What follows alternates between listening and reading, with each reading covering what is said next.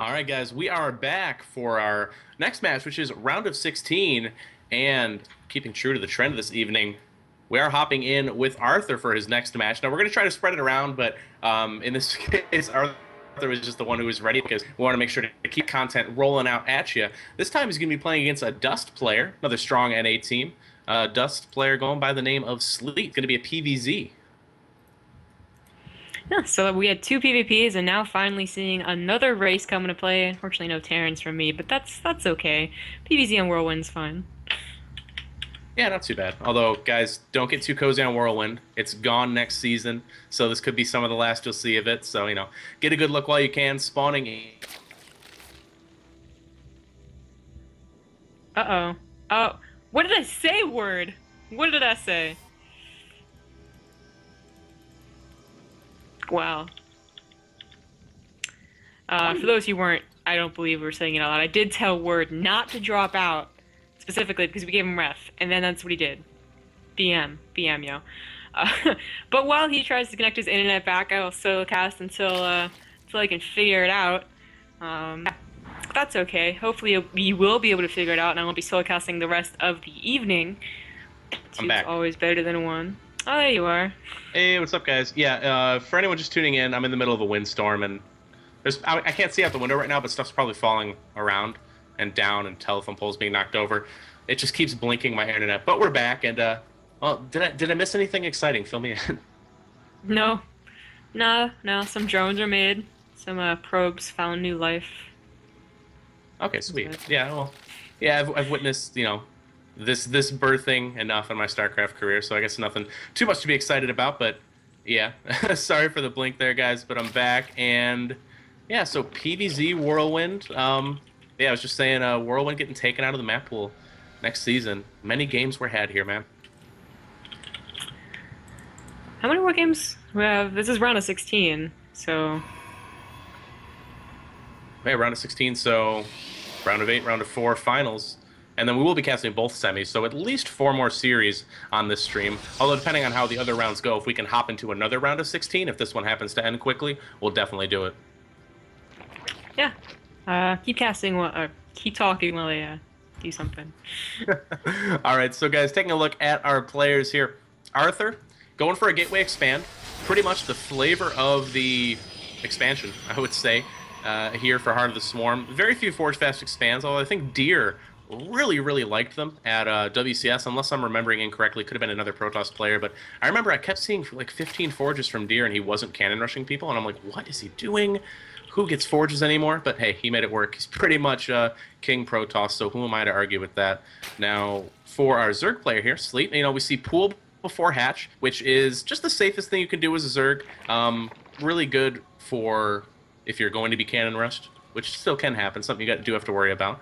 But in this case, nothing he does need to worry about. And a pretty fast third hatch here, cutting into his queen production to get that laid down. So SLeet is setting up for the long game, that's for sure. Arthur breezes by that hatch, does not get a scout off on it, but he'll probably go and check.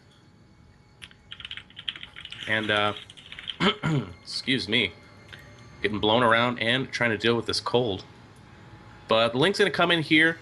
And no pylon on the low ground for Arthur, which is nice. A lot of people, 91 in particular, his Gateway Expand, you get a pylon on the low ground as your second pylon, which any kind of pool before hatch build is very capable of killing. And it looks like even with that, Arthur's pylon on here might get picked off. If this were 4-lings, it would go down, but the Mothership, of course, should be able to save it here, so that's not too bad. A nice micro there from SLeet, actually going to save both lings, do as much damage as possible.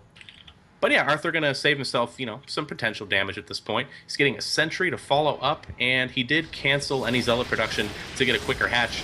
And, oh, SLeet's going to go for this pylon. I don't think he should be able to get it, though. No, I'm back. Okay, he does not get it. Sure? He also doesn't get into the main, which so that's pretty not very good use of lings, unfortunately. As cool as it would have been to get that pylon, because it does. I mean, most Zergs really aren't preparing to lose anything in their front by this time, unless it's, it was an earlier cheese, an earlier pour, something like that, so that would have been kind of annoying. Overlook gets in here, sees what the Lings could not too much to see, honestly. I guess the gas timing technically, but they're typical gas timing, so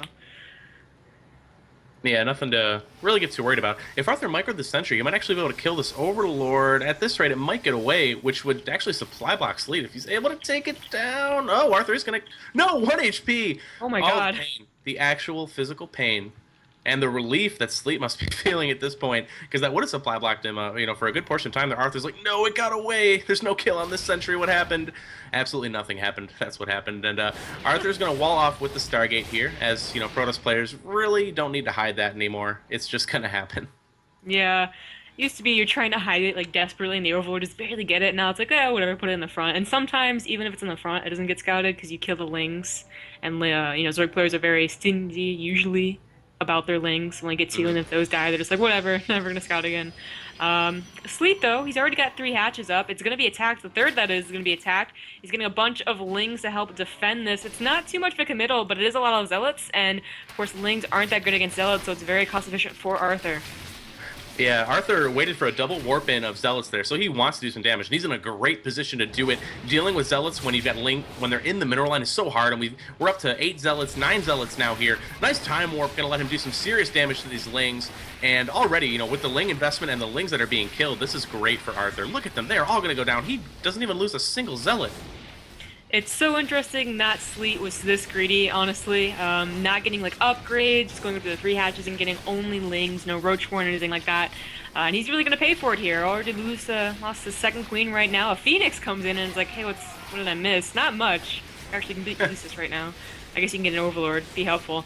But the Zealots are really going to go to work here, and he's still making Lings. He might still be able to save this hatch, but he definitely took enough damage in terms of like, the drones, the queens, and just how much effort and larva he had to put into the Lings. Yeah, I mean, you can count the victories here almost on 2 hands for Arthur. He's gotten queen kills, he's gotten drone kills, he's gotten a bunch of Ling kills, and he's forced out all of those Lings. So what that culminates to is, I think, 2 or 3 queens killed, a 5 worker lead for Arthur, and he didn't even exert any gas doing it. And the Phoenix is here, meanwhile, just going to go to town on these Overlords. So very nicely executed attack. It was very, very nice. More so on SLeet's part of not being terribly well prepared, because it wasn't even that he had the Lings when it was coming. It was coming and then he made the Lings, so it was just like a whole snowball across the mountain type effect. Keeps rolling, getting bigger, getting harder to stop, but he does push it back for now, and he can definitely come back into this game with some good decisions later on. Phoenixes are doing a good amount of damage. Of course, remember the Zealots, they did want to kill as many queens as possible, so the Phoenixes would be even better, and they do take down 1 queen. The spores are up now though, so they shouldn't be getting too much else. Yeah, at this point, what they've done so far is pretty good. Getting another supply block on SLeet there. And they're going to pick up some drones. They did get themselves another queen kill there over the 3rd as well. But for the most part, their aggression will be stopped. But we have 5 or 6 surviving, actually, with a 7th on the way here for Arthur. This is really interesting. And there was, just a little while ago, this interesting timing where you come with like 10 Phoenix and a bunch of Gateway armies. You're able to lift up the bulk of the opponent's army, assuming they go for Roaches or anything Queen heavy. We'll see if Arthur's going for that, because he's getting a Warp Prism. He's adding 3 more gates. He's looking to do some follow-up aggression here. He's going up to 6 gateways, which isn't really, it's not 7 or 8, which usually the amount you here when it's an all-in. It could still just be for the expansion, but it's not coming down. It's already 11 minutes, so that's going to be a relatively late 3rd as the game goes on, of course. These amount of Phoenixes, like you were saying, the timing attack could happen. It can be very effective against Roaches and like that, but also very effective against Hydralisk in low numbers. If the Phoenixes number the Hydralisk, they're actually really good against them, especially if they're caught in a line going across. So that could definitely be something he's thinking about. We do see that SLeet, by the way, is going for this Ling Hydra composition, which is not unheard of. It's kind of hard to use, though, honestly. And he's also getting a Spire. Could be for a Mutaswitch later. It's always a possibility to go for a Mutaswitch, but it costs just B4 because Corruptors in case the Colossus do come out.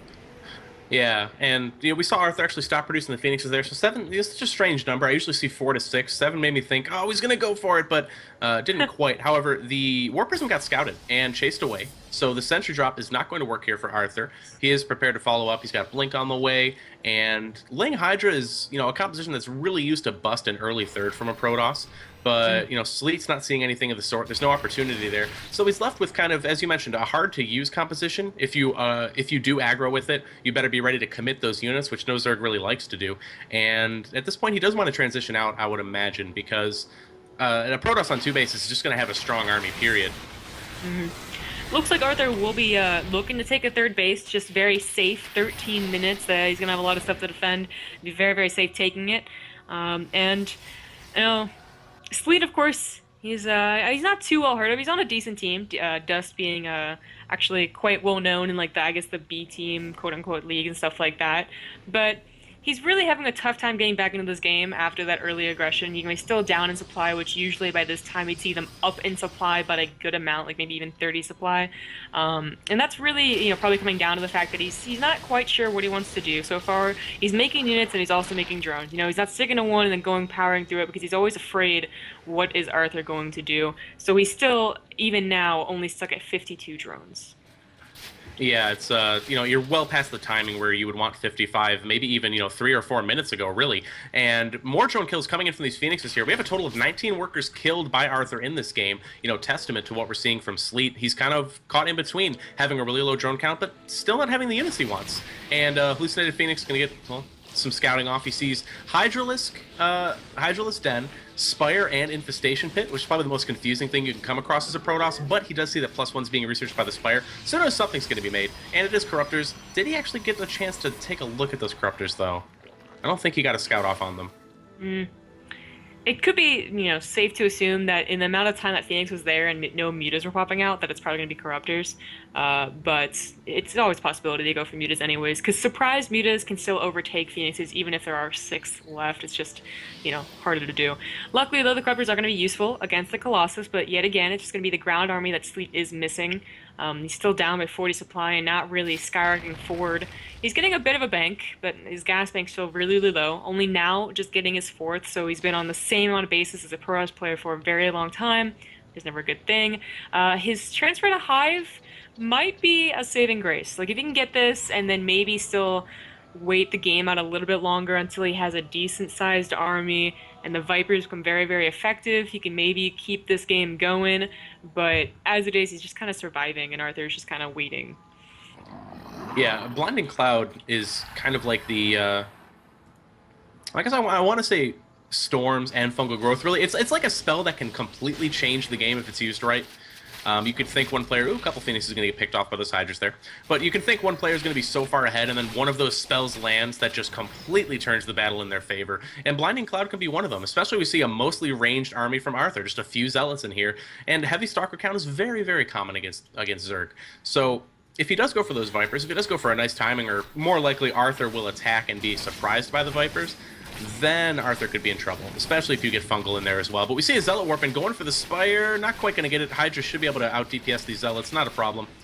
And Arthur is just going to push here, but it is a strong push, 116 to 93 army supply in Arthur's favor. And, a Protoss with the army supply favor usually does very, very well.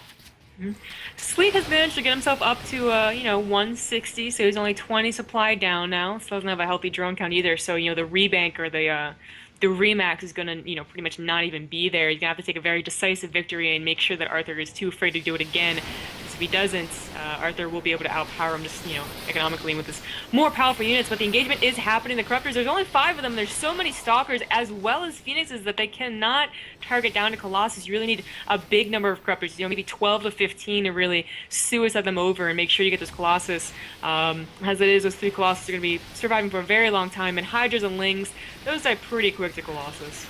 Yeah, there are just not enough Corruptors to kill these Colossi here. And in fact, there's so few that they can be comfortably focused down by the Stalkers. We do have some Lings spawning in, going to try to go for a start on this army, but the Colossi is standing strong, not taking a lot of damage here. And as you said, Hydraling just gets melted by this composition.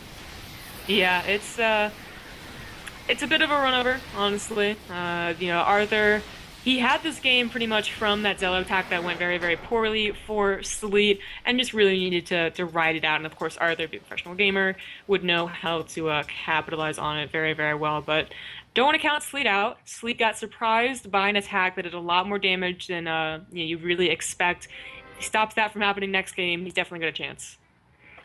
Yeah, that's true. As you said, it was kind of that snowball that you mentioned earlier. The original attack went very poorly for SLeet, and from there, Arthur just cemented his advantage. So you can't count him out based just off of that. Sometimes, a Zerg player can be caught unprepared. It happens to the best, and That's exactly what you want when you're going up against a Zerg player. You do not want to be read like a book. You want to catch them by surprise, make them uncomfortable, because that's where you can just start sneaking in more and more kills, more and more advantages. And we saw Arthur really never let up at the pressure. Although it wasn't direct attacks, he kept his Phoenix very, very active, both getting good scouting and getting a lot of drone kills. Yeah, very good all-around game from there. Unfortunately, after an attack like that, it's kind of just automation. It's like, okay, he's going to be so defensive and so worried about his economy and stuff that I'm just able to play it out like him versus an AI. Do everything correctly. Don't have to worry about counterattacks or anything like that. And that's definitely a comfortable position to be in the game. Yeah, that's true. Especially when you're on two base for so long, Arthur played it very, very safe, and there's just not a lot of cracks for SLeet to slip in there. So it was very well played. It looks like SLeet's map here is going to be Yantsu, and I'm going to go ahead and load this up for us here. So PVZ on Yantsu. I kind of like this more for Protoss, honestly. It's tough to take a third as Zerg here. Yeah, it's an interesting decision for sure. I mean, you could argue that Protoss might also have a difficult time getting a third, but I don't know about that. It's just the rocks getting to your base as the Zerg player, getting to your own third base is difficult. You need units to break down those rocks. Generally, you're able to get them down before like a really big two base all in. Especially if you're really intent on getting them down, but a lot of times you see two base all ins and they're still trying to get those rocks down, and it's a really big hindrance. Yeah, it's kind of the way Zerg functions generally. It's just when they make early units, they don't want to be breaking down rocks with them. They either want to be aggressive with it, or they want to be out on the map, at least have presence, at least to scout, hold towers, things like that. You don't want to make 20 lings to break down your rocks because those could otherwise be drones. So just kind of fundamentally how the early game goes for Zerg, you find yourself really wanting for a comfortable third base position. And whereas Protoss, they can just power out those units and break them down. So it might not be necessarily as bad for Arthur, but it's SLeet's map choice, and I'm going to have to assume that he's got a plan here. Yeah. He went for Ling Hydra last game. Just Lings, by the way. He just completely didn't use a Roach Warren at all. This game, maybe get a Roach Warren for safety reasons, and maybe try something different, like, Mutas, for instance, which are fairly effective on this map. Yeah, they really are. Close together bases, able to bounce back and forth quite well, and a lot of high ground, low ground divisions, so you can't land the best storms if you're going for storms. So it can be really hard to play, even defensive with storms on this map. So we'll see if Arthur, does go for that Stargate opening as well. And just general on a smaller map, generally you like kind of Mutas better on a big dead airspace map, but there's not enough room here to really micro Phoenixes properly, so that's something that can come into play as well. But spawning in the upper right portion of Yantsu, currently up 1-0 in this best of 3. He is the Teal Protoss Arthur.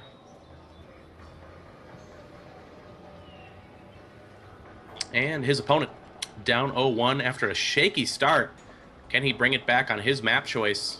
For Dust Gaming, he is SLeet.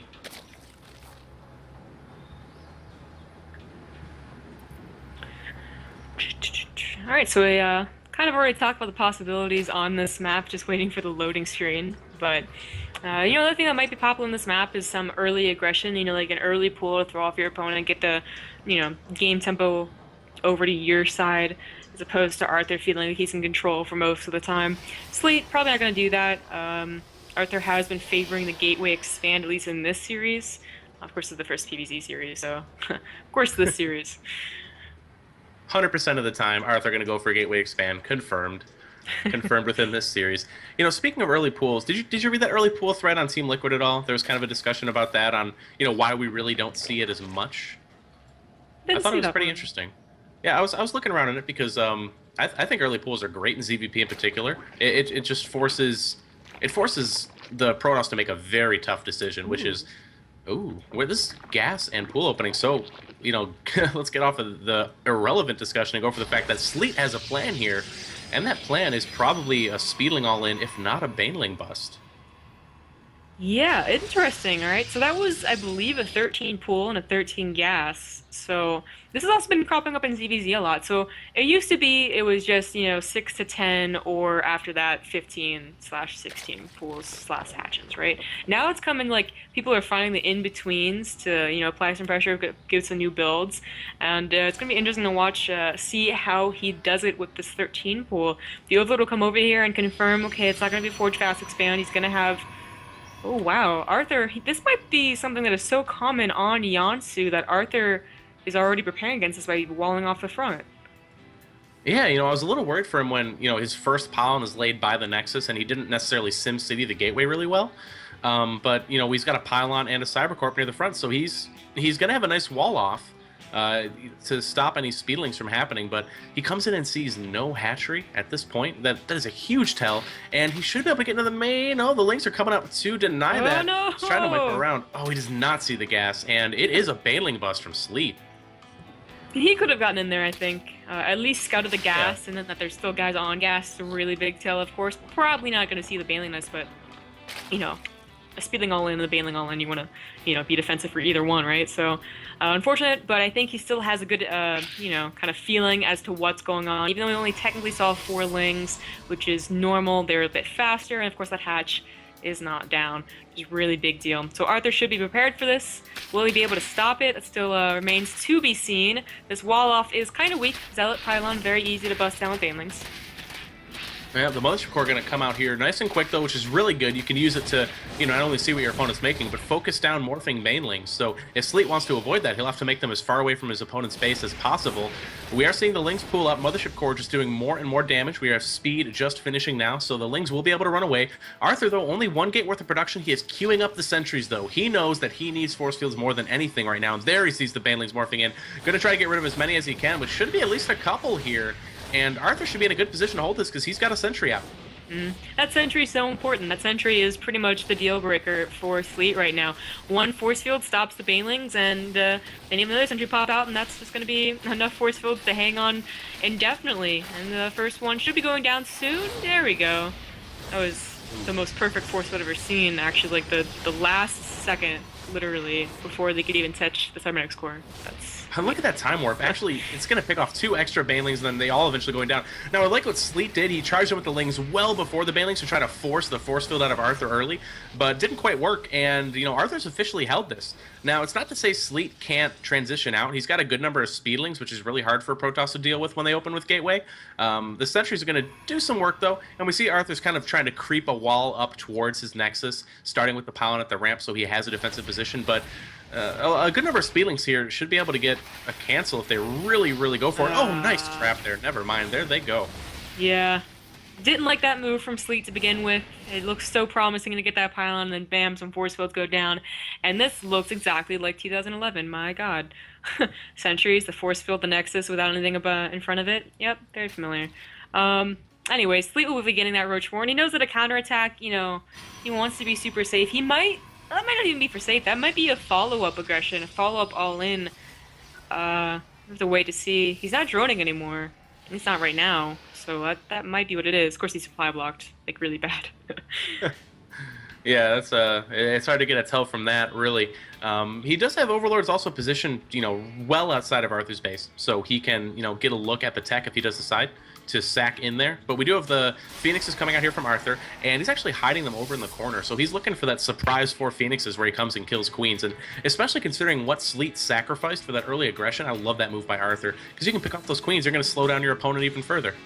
He's already so slow. Like, the Queens are just now walking down to the natural. Hasn't even been injected quite yet, and the lair is popping up, so that's an interesting decision after what he's done. That's technically an early lair for how this game started, right? Like, it's normal time otherwise, but kind of fast for this situation. It's currently 35-29 in favor, workers in favor of Arthur. Not a good sign for a Zerg player, and in fact, SLeet is going to go for a follow-up attack. No more drones, or at least maybe a few more drones, but a lot of units coming out as well. Yeah, I wonder if it could be a Roach speed type bust here. Against a Stargate opening, it can work very well, because even if you do get Void Rays out, you'll have like maybe 1 or 2 by the time this would normally hit. It's a little later just because of how the game opened, but I'm curious to see if he's going to go for that, because he's actually does start a 3rd, so... Okay. It doesn't necessarily mean he's not all inning, but he's looking to break down his rocks as well. It's just the unit production really made it look like he was going to go for that. But, you know, him being on the defensive here, I'm not sure if it's going to work out very well. Here come the Phoenixes. These units are effectively useless. Like, they're breaking down the rocks, but they're not even taking that third. That's going to be like a fourth, I guess. And they're not useful against Phoenix either, so really they're doing nothing. You would want to wait until the very last second where you scout what's happening to make those units. Luckily for him, though, he's not going to scout it, but it is coming. Zealots have been warped in as well. You know, the Phoenixes are also going to help out, so the units will be useful if they weren't going across the map to put on some aggression. Oh no, worst timing ever, because one force field, a few Zealots over there is going to save Arthur, but he's going to need a lot more to save him from these Phoenixes and Zealots. Yeah, this aggression is coming in hard, and not only that, if Arthur was worried, he has the capacity to recall home. Well, that being said, he's going to fly the Mothership Core home for the Photon Overcharge, but yeah, he's going to lock down this natural. It is going to be all his. Drone's going to escape, but here comes the aggression from SLeet. A couple Lings get in there, and Arthur forced to drop quite a few force fields to deny this, but oh, SLeet is just going to GG out. He knows it's just not the ideal situation for him. Yeah. That was an interesting opener. You know, one that you don't see very, very often at all. It might be coming into some new play, but Arthur, you know, I'm guessing early pools, maybe not early pool gas, but early pools at least are common on this map. So Arthur is well defended for that. Yeah, it was very nicely played there. You know, SLeet took a gamble. He went for the Baneling Bus. It didn't quite work. You know, it probably works a lot better against Forge Fast Expands, but you still can, of course, do great damage against a Gateway. But as you said, Arthur was prepared for the early pool and early aggression. So that's going to be a 2-0 victory for the Protoss player there in this round of 16 match. Now, yeah, I guess that'll wrap up this series. Guys, thanks for tuning in to the ZOWIE NA Open here. Again, tell your friends, tweet out the stream, spread the love, and of course check out ZowieGear.com for sponsoring this tournament and you know, hosting future tournaments to come.